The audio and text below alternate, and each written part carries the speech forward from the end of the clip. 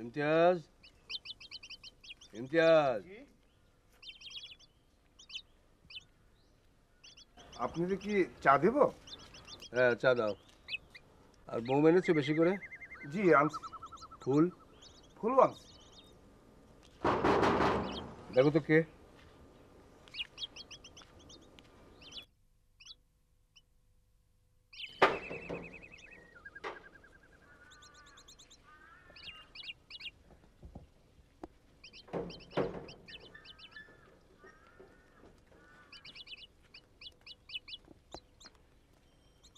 আসসালামু আলাইকুম মামা। ওয়ালাইকুম সালাম। আরে তমাল, হ্যাঁ তুমি হঠাৎ কি মনে করে? ভাবলাম অনেকদিন আসা হয় না, আর ঢাকাও ভালো লাগছিল না। কদিন থাকবে তো? জি থাকবো। বেশ, বসো বসো। ইয়ে, তুমি থাকবে শুনে খুব ভালো লাগছে। ইমতিয়াজ, ওই ব্যাগটা গেস্ট রুমে রেখে আমাদের জন্য কফি নিয়ে এসো। জি।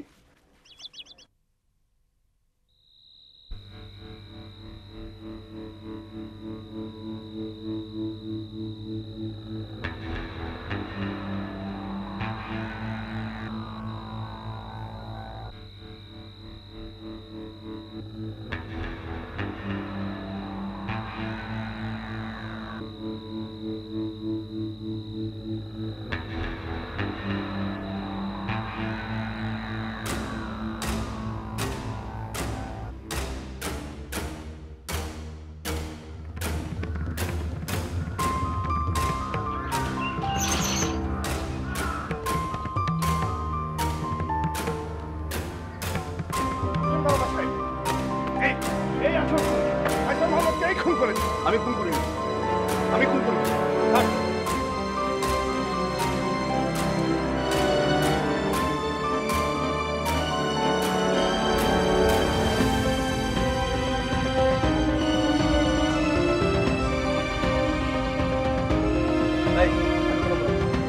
না না, আমি খুন করিনি।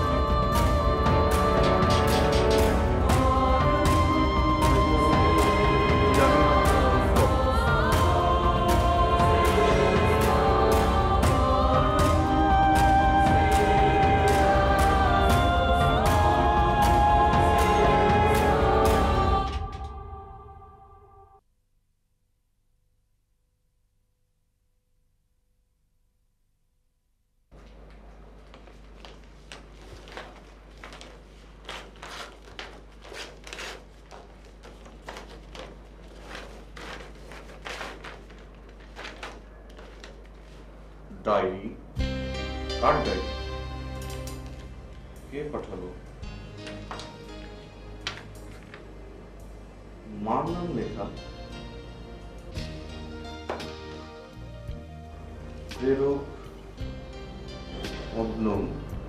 2/7 লালমাটিয়া, ঢাকা। অদ্ভুত।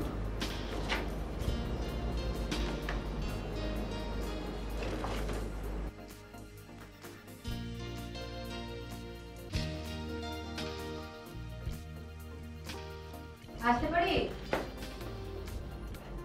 হ্যাঁ আয়। বিরক্তি করলাম না তো? আরে না, বস। আমি এর আগেও একবার এসেছিলাম, উকি দিয়ে দেখলাম তুমি গভীর মনোযোগ দিয়ে কি যেন একটা করছো, তাই আর ডাকতে সাহস হলো না। কিন্তু কি করবো বলো, একা একা আমার সময়ই কাটছে না, বাধ্য হয়ে। পরীক্ষা শেষ হলে এরকম একটু একটু লাগে। তা কি করবি, কিছু ভেবেছিস? না বাবা, এত তাড়াতাড়ি? কিছুদিন তো আমি দুপাশে ডানা লাগিয়ে ঘুরে বেড়াবো। বেকার থাকার মজাটা দেখতে হবে না? কোটা দিচ্ছিস? তা দে। তবে দেখবি অনেকের দুঃখ ফিল করতে পারছিস। তাই নাকি? চাকরি ছেড়ে বেকার হওয়ার কারণটা তাহলে তোমার এই? না রে, সেটা অন্য কারণ। আচ্ছা, তখন কে এসেছিল? ও, ওটা কুরিয়ারের লোক ছিল। আমার নামে একটা কুরিয়ার এসেছে। কি এসছে কুরিয়ারে? কোনো গিফট? না, অদ্ভুত একটা ব্যাপার। মার হাতের লেখা একটা ডায়েরি। তাই? কুকুর লেখা ডায়েরি? কে পাঠিয়েছে? কার কাছে পাঠিয়েছে? ঠিকানা লেখা আছে প্যাকেটের উপরে, কিন্তু আমি চিনি না।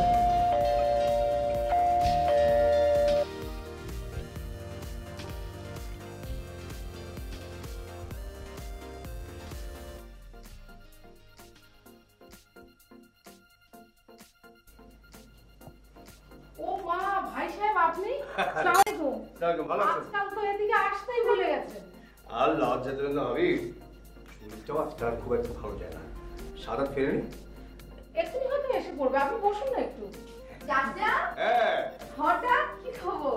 এই তোদের দেখতে চলে এলাম। ভালো করেছিলাম? খুব ভালো করেছেন। এখন তো আসেনি। হ্যাঁ। আপনি বসুন ভাই সাহেব, আমি একটু চায়ের ব্যবস্থা করি। তো তোদের কেমন চলছে? ভালো চাচা, আপনার শরীরটা এখন কেমন? আছি, ভালোই। এই বয়সে যেরকম থাকা যায় আর কি। চাচা, সৌমি কেমন আছে? সৌমি বলে তো ভালো আছি, কি জানি ও হয়েছে ওর মার মতো, সুখ দুঃখ কারোর সঙ্গেই শেয়ার করতে চায় না। তোমার তোমার এরকম মনমরা অবস্থা কেন? কি হচ্ছে? আপনাদের কথা শুনছি। চাচা, তমালদার কাছে না আজকে একটা অদ্ভুত কুরিয়ার এসেছে। অদ্ভুত? সে কি? কুরিয়ারে শব্দম নামের এক ভদ্রমহিলা মার পুরনো ডায়েরি পাঠিয়েছে। আশ্চর্যের ব্যাপার হলো, আমি শব্দম নামের কাউকে চিনি না। খুবই রহস্যময় ব্যাপার তো। রূপার ডায়েরি, কোন ঠিকানা টোকানা নেই এখানে? ছিল 2/7 লালমাটিয়া। এ আবার কিরকম ঠিকানা হলো? ব্লক নাম্বার নেই, রোড নাম্বার নেই। ওই যে বাবা মনে হয়। হ্যাঁ, শেষ পর্যন্ত তোমাকে দেখার সৌভাগ্য হলো। আর বলো না, জানো লেখালেখি হয়। টুম্পা, যত তোর মাকে ডাক দেখতো। তারপর বলো। আচ্ছা, কাজটা চাচার ওখানে একদিন বেড়াতে গেলে কেমন হয়? একদিন যাওয়াই যায়, ঢাকা থেকে এত কাছে। চলো না তাহলে, আমার পরীক্ষা হয়ে গেছে, আমার এইভাবে ঘরের মধ্যে বসে থাকতে আর ভালো লাগছে না। আজ তাহলে উঠি ভাবি। সে কি ভাই সাহেব, রাতের খাবারটা অন্তত খেয়ে যান। আরেকদিন আরেকদিন। হ্যাঁ, আসি। দেখাবে। আবার আসবেন কিন্তু। হ্যাঁ।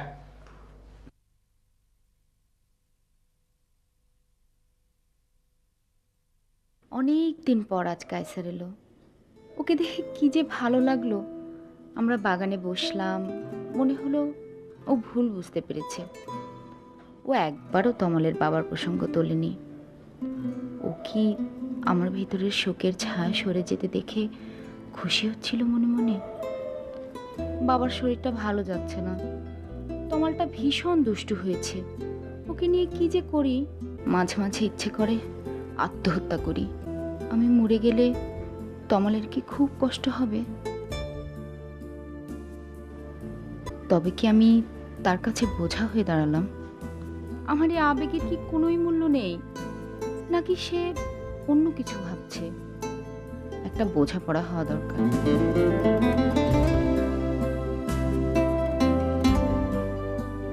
তমাল ঘুমিয়ে আছে, ওর চোখ, নাক, মুখ সব তোমার মতন।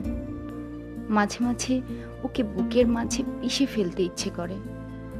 আমি এখনো ঠিক বুঝে উঠতে পারি না আমার এক একটা দিন রাত কিভাবে যে কাটে। তমালটা শুধু বাবা বাবা করে। আমার একটাও ছবিও নেই যে তাকে দেখিয়ে বলবো এই হচ্ছে তোর বাবা।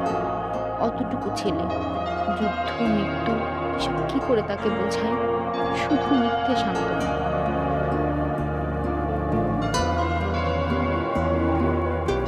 কায়সারের সাথে আজ খুব ঝগড়া হলো। ওর কাছ থেকে এমন আঘাত পাবো কল্পনাও করিনি। আমারই ভুল, আমি কত বোকা। আসলে একটা ডুবন্ত মানুষ যেভাবে খড়কুটো আঁকড়ে ধরে বেঁচে থাকতে চায়, আমিও হয়তো তেমন চেয়েছিলাম।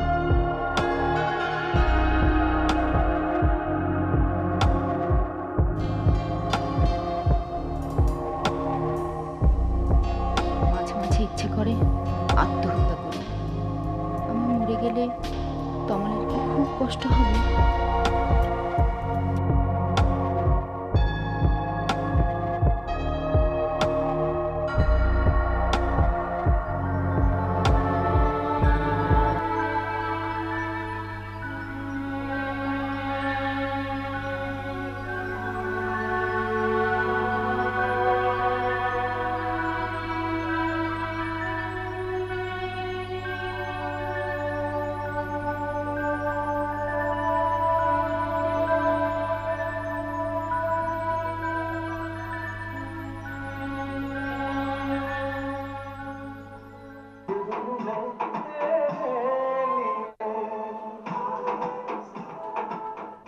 তমালদা, তুমি কিন্তু শুধু শুধু চাকরিটা ছাড়ি। শুধু শুধু ছেড়েছি, তোর তাই মনে হয়? তা না তো কি, রাগের মাথায় কেউ এরকম হঠাৎ করে ইস্তফা দিয়ে দেয়? দেয়, কেউ কেউ নিশ্চয়ই দেয়, তা না হলে আমি দিলাম কি? তা ঠিক বলেছো, তোমার মতন এক্সট্রিমিস্ট নিশ্চয়ই আরো আছে। আমি এক্সট্রিমিস্ট? তুমি কি বলতে চাও? তুমি তা নাও। তুই যে অর্থে বলছিস সে অর্থ অবশ্যই না। আমি কোন অর্থে বলছি? এই যেমনটা হলে মানুষ শুধু শুধু চাকরি ছাড়ে। তুমি কি তা করনি? না, আমি যেটা ঠিক মনে করেছি সেই ভাবনায় সৎ থাকার চেষ্টা করেছি, আর এটা যদি এক্সট্রিমিজম হয় তাহলে আমি তাই। আচ্ছা বাদ, ফুকুর কোন এক বান্ধবী আছে না লালমাটিয়া থেকে, রোকেয়া নাম, যার বাসায় তুমি যাবে বলবে, তার বাসার ঠিকানা জানো? ঠিকানা তো মনে নেই, তবে লোকেশন মনে আছে। আমাকে তোমার সঙ্গে দেবে? আরো ঝগড়া বাকি আছে। ঠিক আছে, চল। ওকে।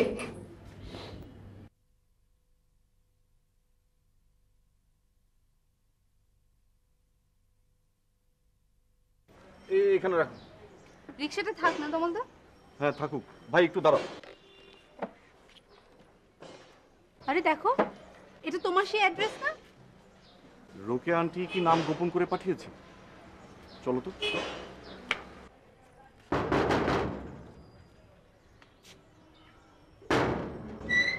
জি, কাকে চাই? রোকেয়া আন্টি আছেন? না, উনি তো নেই। আপনি কে? আমি ওনার আত্মীয়। উনি কোথায় গেছেন? ওনার মেয়ের কাছে লন্ডনে গেছে। কবে গেছেন? তা মাস তিনেক হবে। মাস তিনেক? ব্যাপারটা খুবই রহস্যজনক মনে হচ্ছে। আচ্ছা ভাই, আপনি কি কোনো কুরিয়ার করেছেন? কুরিয়ার? কই না তো।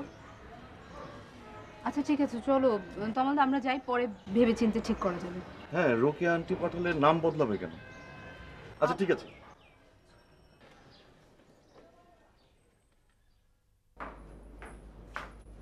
মামি কোথায় গেল রে? শপিংয়ে। তুই গেলি না? না। আচ্ছা তমালদা, আর কোনো খোঁজ মিললো? না। বলছো কি? তাহলে এটা শেষ পর্যন্ত রহস্যই থেকে গেল? ডায়েরিটা কে পাঠালো সেটা নিয়ে এখন আর ভাবছি না। কেন? ব্যাপারটার গুরুত্ব আছে ঠিক, কিন্তু তার চেয়ে এখন ডায়েরিটাই বড় সত্য আমার কাছে।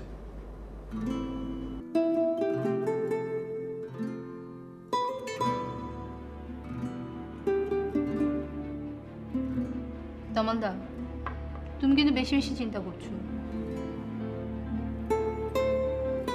হয়েছে কি, মার ডায়েরিটা কিভাবে কোত্থেকে এসে আমার সব কিছু একেবারে আটকে ফেলেছে। তেমনটা তো হবারই কথা। টুম্পা, তুই কি জানিস কিভাবে মৃত্যু হয়েছিল আমার মায়ের? হ্যাঁ, সবাই জানে। ফুকুর ব্রেন স্ট্রোক হয়েছিল। আমরা সবাই জানি এই নির্দোষ কারণ, কিন্তু মায়ের মৃত্যুটা স্বাভাবিক ছিল না। বলো, ফুকুর মৃত্যু স্বাভাবিক ছিল না? হ্যাঁ, ডায়েরির বেশ কয়েকদিনের লেখায় মার সুইসাইডাল টেন্ডেন্সির কথা লক্ষ্য করেছি। কিন্তু তাতে তো কিছু নিশ্চিত হওয়া যায়। নিশ্চিত হওয়ার মতো স্পষ্ট উল্লেখ আছে তার মৃত্যুর কয়েকদিন আগে। কিন্তু ফুকু আত্মহত্যা কেন করবেন? ডায়েরির সম্পূর্ণ পৃষ্ঠায় সেই কারণটাই আমি খুঁজেছিলাম। পেয়েছিলেন কিছু? মা দারুণ কষ্ট পেয়েছিলেন একজনের কাছে। কার কাছে? তার নাম কায়সার মোহাম্মদ। কায়সার মোহাম্মদ। কায়সার চাচা? হ্যাঁ, তার সঙ্গে একটা ইমোশনাল সম্পর্ক ছিল না। তার নির্মম আচরণে মা খুব কষ্ট পেয়েছিলেন। তিনি তখন আত্মহত্যার কথা ভাবেন।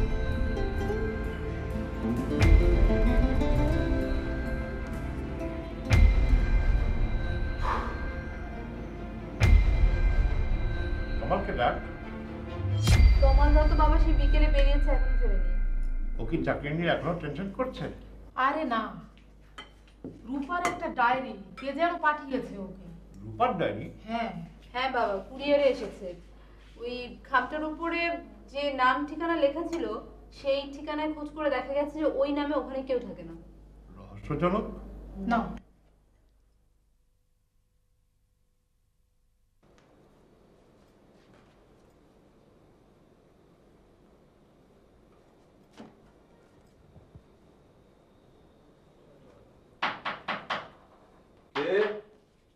আমি, দরজা খোলো।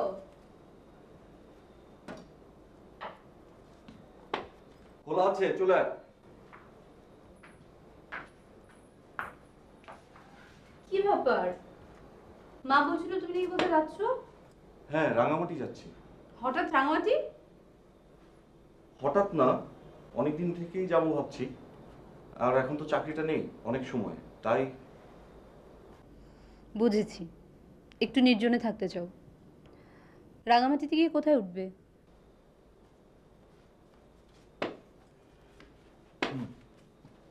আশিসদের বাসায়। তুমি বেড়াতে যাচ্ছ, আমাকেও সঙ্গে নিতে। বেড়াতে শুধু না, আশিসকে নিয়ে রাঙামাটি যাব। চাকমা কবি শিবচরণ আছে না, তাকে নিয়ে একটু কাজ আছে। আমি সঙ্গে থাকলে গিয়ে কাজ করা যায় না? আসলে তা না, পাহাড়ি পথে যত হাঁটতে হবে তোর জন্য সেটা কষ্টকর হবে। কবে নাগাদ ফিরছো? বলা যাচ্ছে না। ওখানে তো মোবাইল নেটওয়ার্ক নেই, তোমার সাথে যোগাযোগ করবো কি করে? কথাগুলো জমিয়ে রাখিস, ফিরে এসে তারপর শুরু।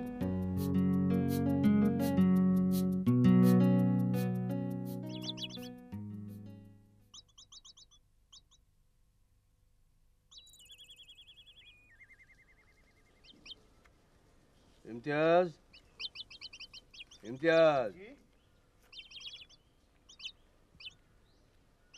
আপনাদের কি চা দেব? হ্যাঁ চা দাও। আর বউ এনেছো বেশি করে? জি আনছি। ফুল? ফুল আনছি। দেখো তো কে।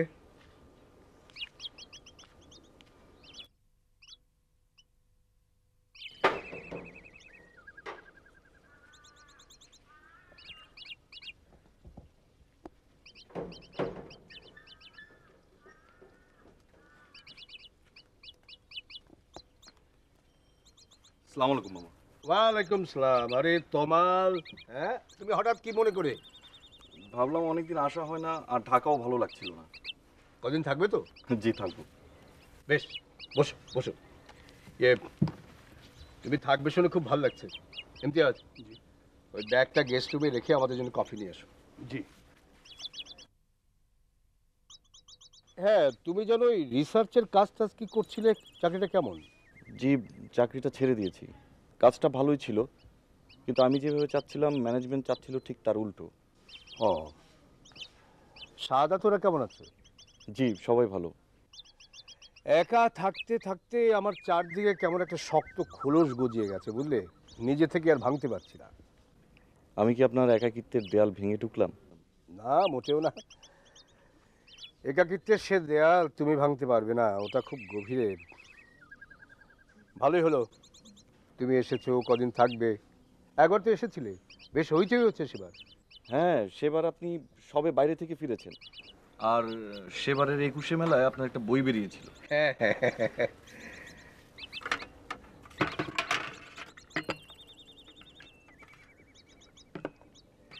নাও খাও।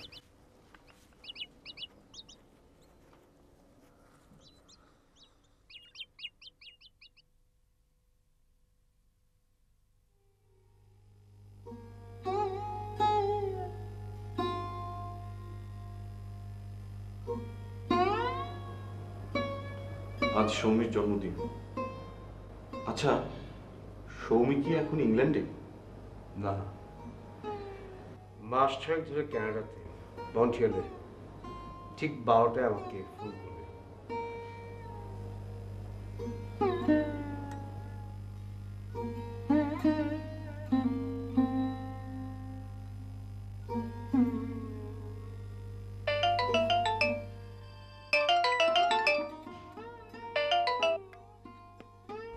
Happy birthday to you, my child. হ্যাঁ, জ্বালিয়েছি তো।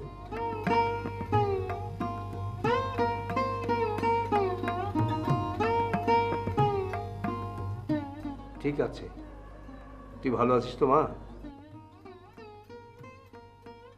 তাহলে আমি আরো 11 ঘন্টা পরে তোমাকে টেলিফোন করব, ঠিক আছে?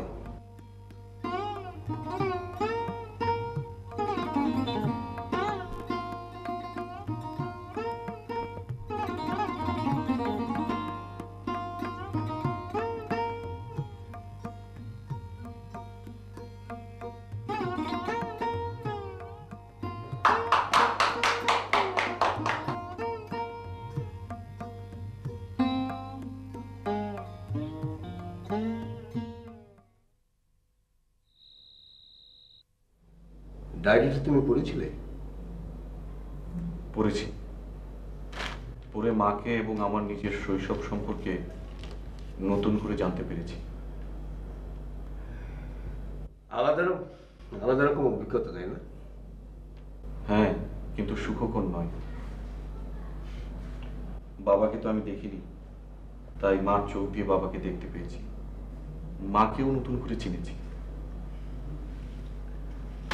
তোমার বাবা অনেক বড় যোদ্ধা ছিলেন। নিজেকে আবিষ্কার করেছেন তিনি যুদ্ধের ভয়াবহতার ভেতর দিয়ে, কিন্তু বাঁচতে পারেননি।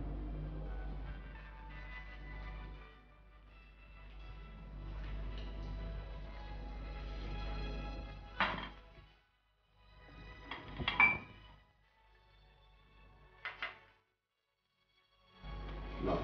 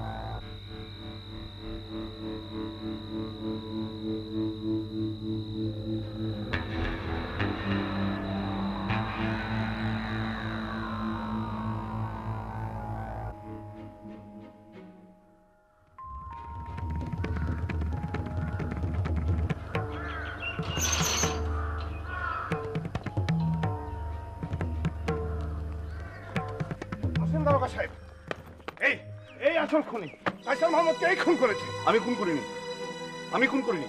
ছাড়।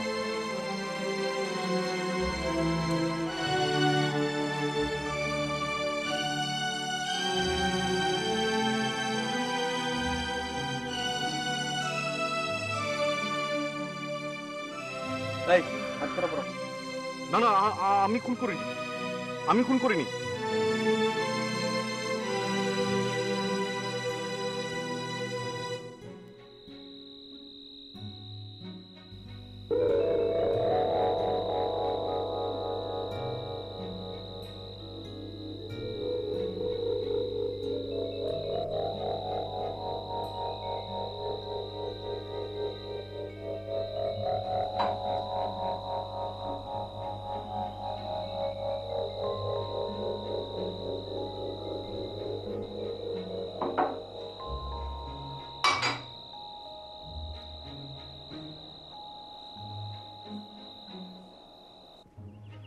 কামাল,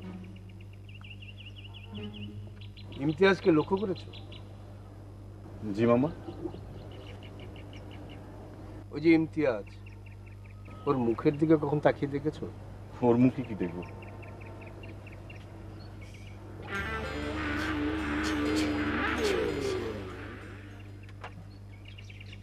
যাও।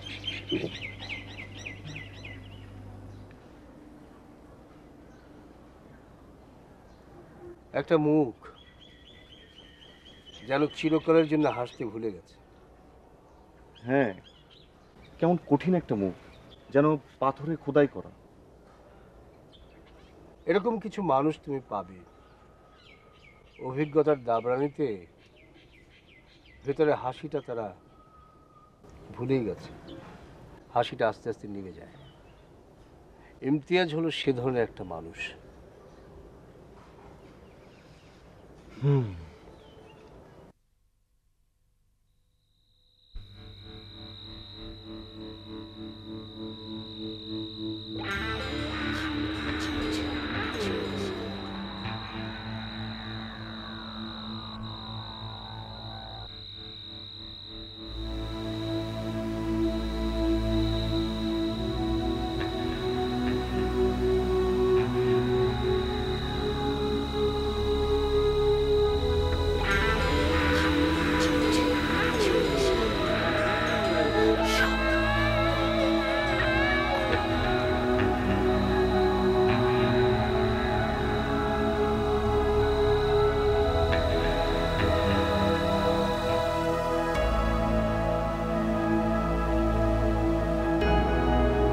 ইমতিয়াজটা একটা বড় সমস্যা। রক্তারক্তি ব্যাপার হলে সে টের পাবে, খাবারে বিষ মিশিয়ে দিলে কেমন?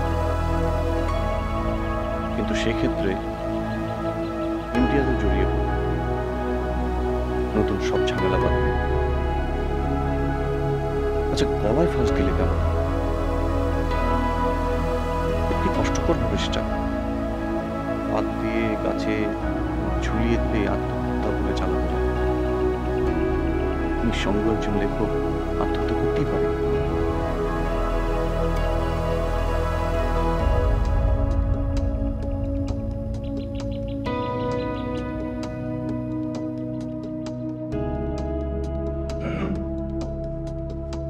তোমার এসো এসো, বসো। জায়গাটা কেমন লাগছে তোমার? ভালো, বাড়ির চারপাশটা খুবই সুন্দর। জায়গাটা আসলেই সুন্দর। মামা, আমি কি আপনার একটা বই পড়তে পারি? অবশ্যই পড়তে পারো, তাতে কোনো অসুবিধা নেই। আচ্ছা, তুমি ফর্ম করেছো? না মামা। আচ্ছা ঠিক আছে, তাহলে তোমাকে একটা প্রশ্ন উত্তর দাও। প্রশ্ন? না না, কঠিন কিছু না, সহজ প্রশ্ন। ধরো তোমার সামনে দুটো অপশন আছে, একদিকে নথিংনেস, অন্যদিকে সাফারিং। তোমাকে দুটো থেকে একটা বেছে নিতে হবে। বলো তুমি কোনটা নেবে? কোনটা নেব? নাথিংনেস মানে কিছুই নেই, সেটা তোর মৃত্যুই। আর সাফারিংনেস, আমি দ্বিতীয়টাই নেব। মানে সাফারিংটাই নেবে? জি। সবাই তাই চায়, কেউ কি নিজের বিলুপ্তি চায়?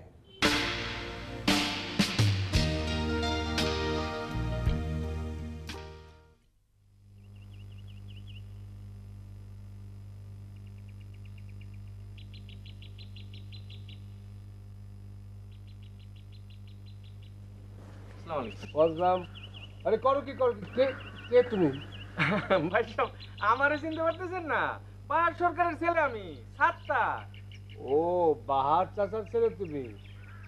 তা গ্রামে কোনো ঝামেলা হয়েছে নাকি? কি কারণে এলে? ঝামেলা তো হইছে, অনেক বড় ঝামেলা। আপনার জমি জমা তো সব বেদখল হয়ে যেতেছে। হ্যাঁ, বসো বসো।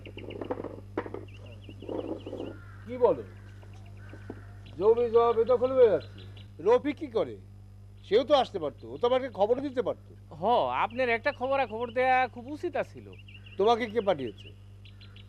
রফিকের সঙ্গে এ ব্যাপারে কোনো কথা হয়েছে? রফিক ভাই জমি জমার কি বুঝবো, তার সঙ্গে আমার এই ব্যাপারে কোনো কথা হয় নাই। ও তাহলে তুমি নিজেই এসেছো? জি ভাই সাহেব, মামলা মোকদ্দমার ব্যাপারটা আমি একটু বালাই বুঝি, আমার উপরে আপনি ভরসা রাখতে পারেন। রফিক বাইরে দিয়ে এইসব কাজ তেমন একটা বালা মতন হইব না ভাই সাহেব। আচ্ছা আচ্ছা ঠিক আছে, তোমার সাথে পরে এ নিয়ে কথা হবে। ইমতিয়াজ, ইমতিয়াজ, এই এর একটু থাকার ব্যবস্থা করে দাও। আরে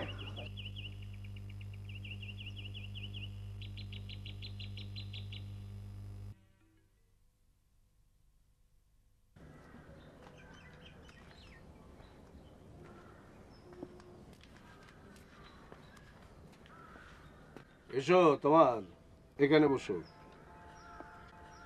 না না, ঠিক আছে। না, ওই জায়গাটা ঠিক নিরাপদ নয়, তুমি তোমার সাঁতার জানো না। এসো এখানে বসো। এসো, তোমাকে একটা গল্প শোনাই। এসো।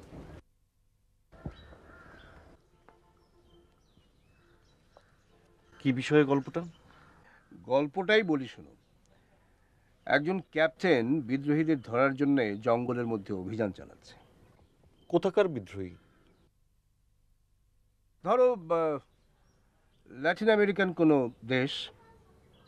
তো ক্যাপ্টেন যে বিদ্রোহীদের ধরছে তাদেরকে নৃশংসভাবে হত্যা করছে। একটা স্কুলের বারান্দায় তাদের নগ্ন শরীর ঝুলিয়ে সৈন্যরা চাঁদমারি প্র্যাকটিস করে। আর যাতে নগরবাসী পুরো ব্যাপারটি দেখতে পারে সেজন্য ঢোল পিটিয়ে দেওয়া হয়েছে। এই সৈন্যদের ডেরার পাশেই ছিল এক নাপিতের ঘর। এই নাপিত আবার বিদ্রোহীদের দলেরই মানুষ। ওই সৈন্যদের কাছ থেকে খবর টবর নিয়ে সেগুলো বিদ্রোহীদের কাছে পৌঁছে দেয়। মূল ব্যাপারটি ঘটল যেদিন এই নাপিতের কাছেই দাড়ি কামাবার জন্য এলো ক্যাপ্টেন। আচ্ছা, ব্যাপারটা একটু ভাবার চেষ্টা করুন, জাস্ট ভিজুয়ালাইজ।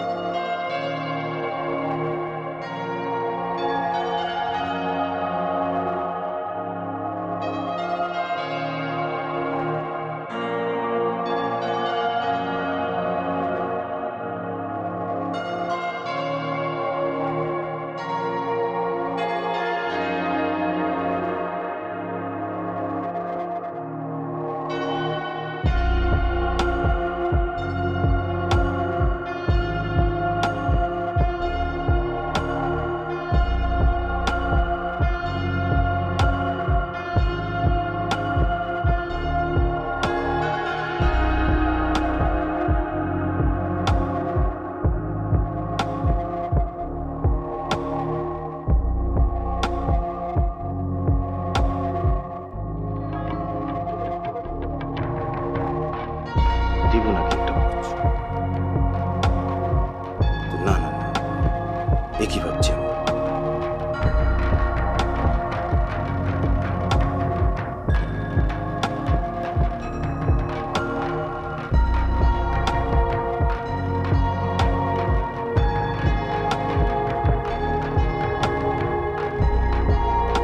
ওরা আমাকে বলেছিল তুমি নাকি আমাকে ফোন করে ফেলো। তাই এসেছে, কিন্তু ফোন করে এত সহজ না।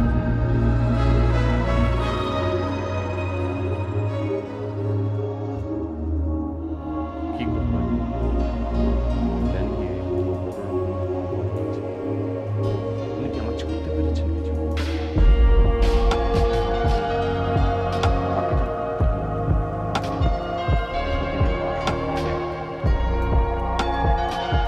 বিষয়টা কি? উনি কি খুবই সচেতন? কিন্তু যত কিছু বাঁচতে তাকে নিতে হবে।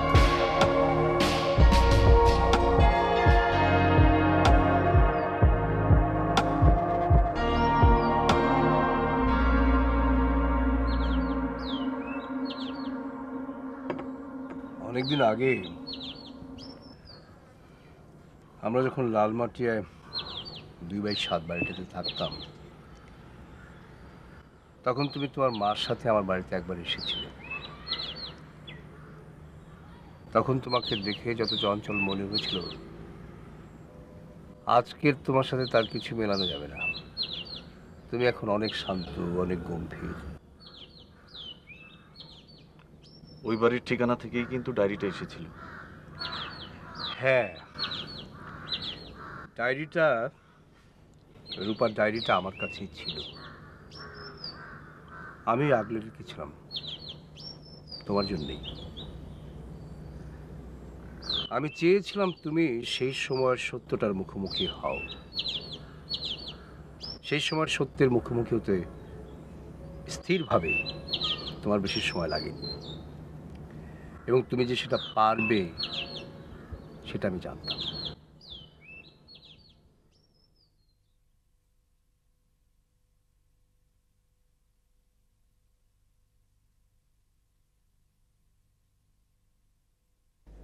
খালুজান, টেবিলে খাবার দিছি। খেতে ইচ্ছে করছে না রে। কেন, শরীর খারাপ করছে? হ্যাঁ, ওই বুকের মধ্যে কেমন যেন ব্যথা করে, জ্বর জ্বর। ডাক্তারকে ফোন দিই। ফোন দিবি? হ্যাঁ। আচ্ছা দে।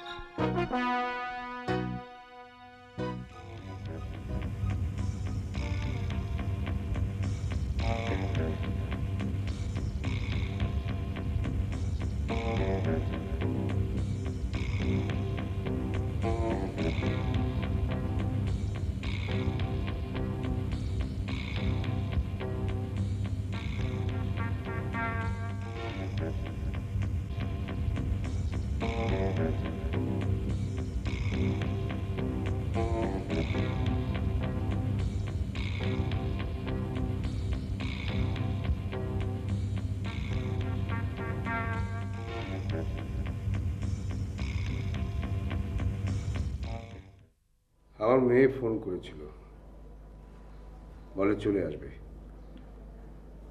আমি বললাম না,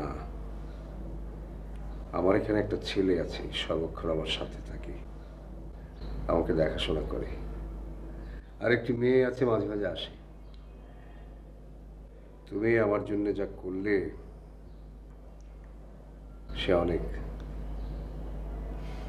আর আমার মেয়ের ছেলে যদি কাছেও থাকতো তাহলে ওরা এইটাই করত। মামা, আপনি তো এখন অনেকটা সেরে উঠেছেন। হ্যাঁ, অনেকটাই সুস্থ মনে হয়। শোনো, তোমাকে একটা বই দিচ্ছি।